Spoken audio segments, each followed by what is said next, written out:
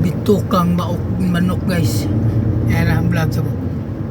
Hello guys, good morning, good morning. Mao ni sitwasyon sa Road 13. Punta tayo sa Biksong.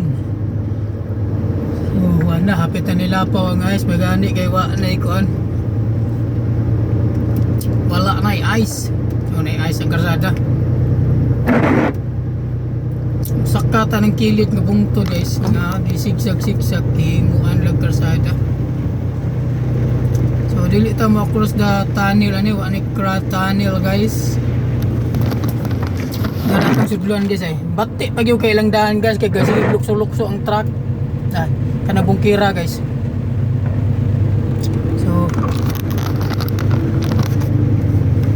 Route 13 Norway. So shout out dyan, mao nilang daan dire.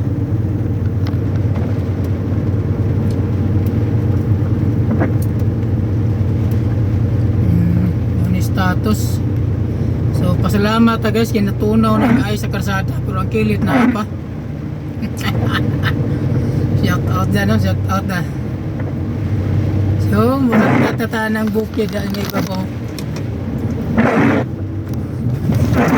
Bati kay daan guys ya. Nakatkaton ako na sa. Sigsag-sigsag ni siya. So nindot ni siya og nabay mag-video to sa post pero aman ta. So ato ni katkaton guys.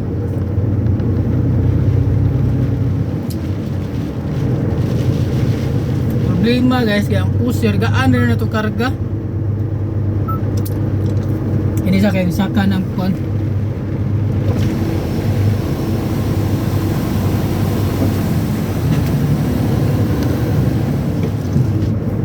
pati kang daan guys no.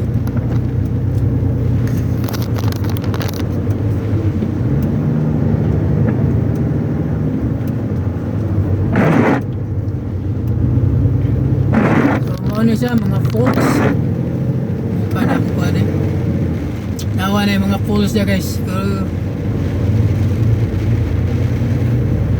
gaan ra matong karga nakasaka ang bugi so not critical pusher na itong gidala guys sigsag zone no?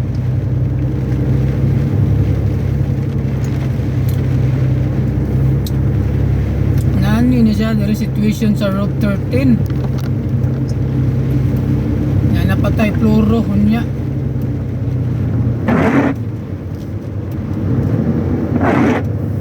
Ang problema ni guys kung nata encuentro perting list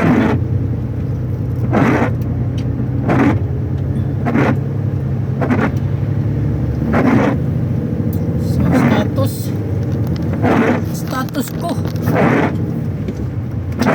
magana kinag-ulan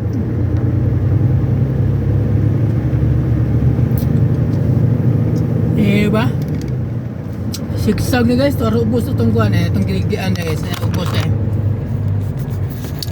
naubos na dito, ubos na so mo ni siya ay bituka sa manok bituka kaya dako man bituka ni tao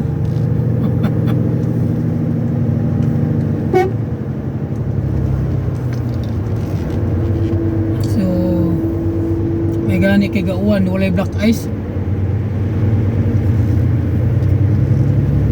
Ang gitan-aw ar bagay laing dalan guys.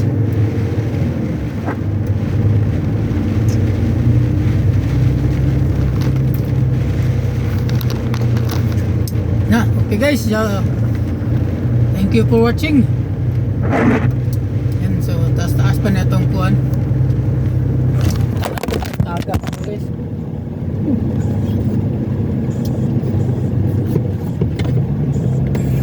Tinggalan guys, natagak ang solsog galit layat yan, thank you for